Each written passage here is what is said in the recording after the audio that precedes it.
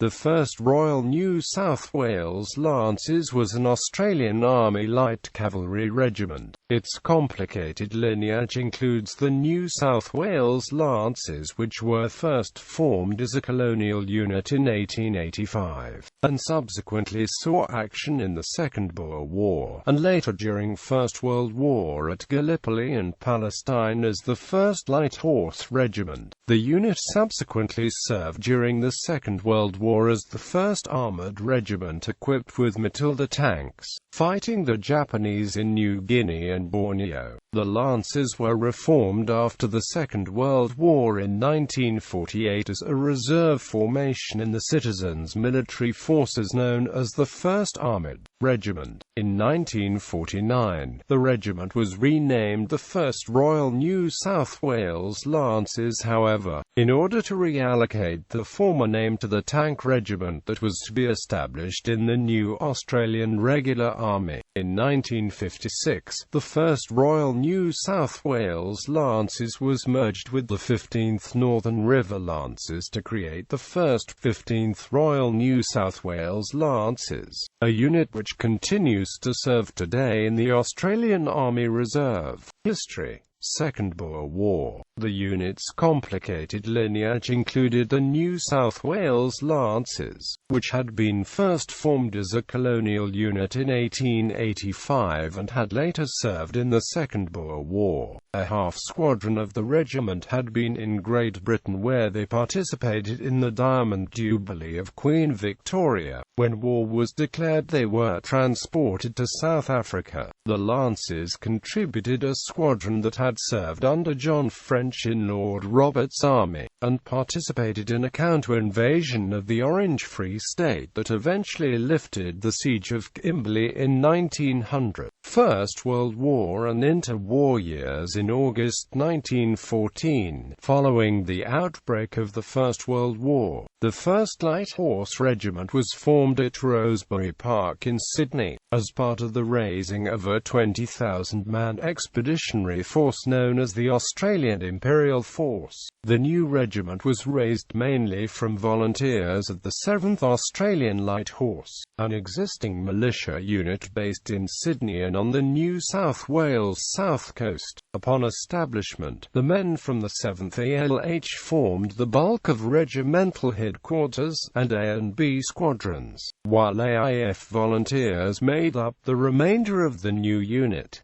Among them were veterans of the New South Wales Lancers who had fought in South Africa. Sailing from Sydney on the 19th of October, the 1st Light Horse disembarked in Egypt on the 8th of December 1914 and later went on to fight in Gallipoli and Palestine against Turkish forces as part of the 1st Light Horse Brigade until the war ended in 1918. Serving in the part-time citizens' force after the war, the Lancers were designated as successors to the 1st Light Horse Regiment, and they consequently inherited the former unit's battle honours. The regiment continued as the 1st Light Horse Regiment until 1929, its ranks augmented with conscripts. In 1929, universal service ended, and the unit was linked with the 21st Light Horse to become the first 21st Light Horse in the wake of the Great Depression. In 1935, the regiment received the prefix Royal, while the 1st and 21st Light Horse were uncoupled the following year. The unit was subsequently converted into a motorized machine gun regiment, and was renamed the 1st Light Horse Regiment. Second World War. At the start of the Second World War, due to the limitations of the Defence Act, which prevented the government from sending the militia to fight outside Australian territory, it was decided to raise an all-volunteer force to serve overseas. This force was known as the Second Australian Imperial Force, and many of the 1st Light Horse Regiment's members volunteered. Assigned to the 2nd Machine Gun Battalion, they took part in the fighting in the Mediterranean theatre. In December 1941, the regiment became the 1st Machine Gun Regiment and was given its first operational role securing the northern Newcastle beaches, as part of the Newcastle Covering Force.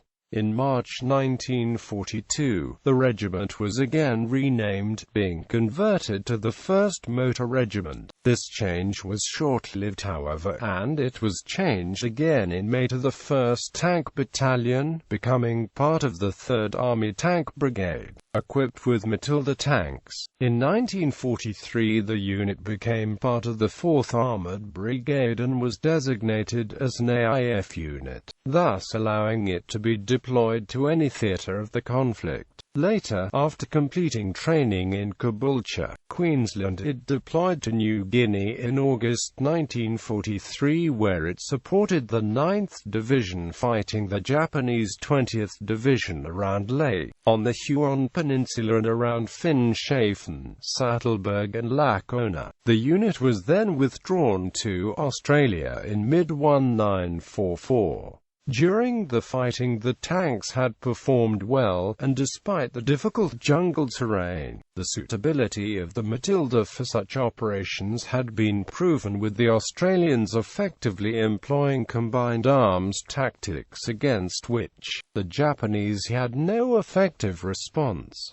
On the 1st of June 1944, the unit was renamed the 1st Armoured Regiment. The unit then spent the next year in training, and during this time it was based at Southport, Queensland. In May 1945, it took part in the amphibious landings at Balikpapan in support of the 7th Division, being involved in one of the final Australian campaigns of the war in Borneo. The landings took place on the 1st of July 1945 and had been preceded by heavy bombing and shelling by Australian and US air and naval forces. Landing with the infantry, the tanks, including newly modified Matilda Frog flamethrower tanks, mainly operated in small detachments in close support of the troops, even though the terrain offered the opportunity for more mobile tactics to be employed. Although the Australians were ultimately successful, casualties among the infantry were heavy, and during this time the regiment was involved in some hard fighting, with the Japanese able to make effective use of strong natural defenses in conjunction with minefields and anti-tank ditches in order to compensate for the lack of anti-tank guns.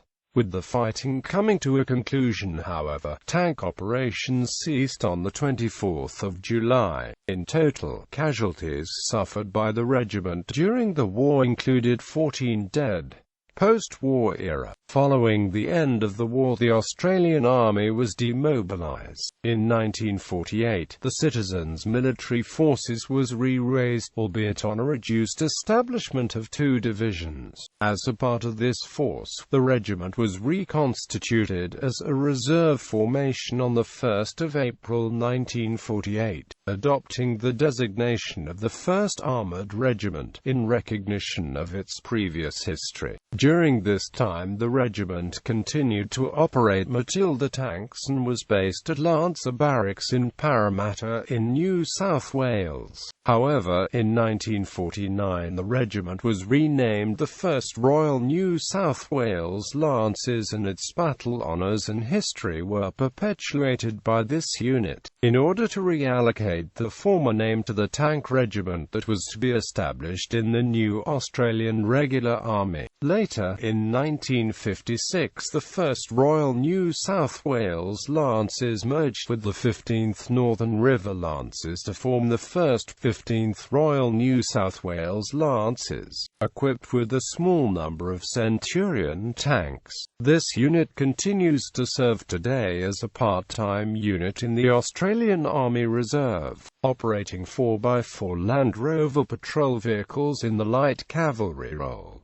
Battle honours. The regiment has received the following battle honours: Boer War, South Africa 1899 to 1902. First World War, Anzac, Defense of Anzac, Suvla, Saribert, Gallipoli, Romani, Magdaba, Rafah, Egypt 1915 to 17, Gaza, Beersheba, El Moghab, Nebi Samuel, Jerusalem, Jaffa, Jericho, Jordan, Megiddo, Nablus, Palestine 1917-18.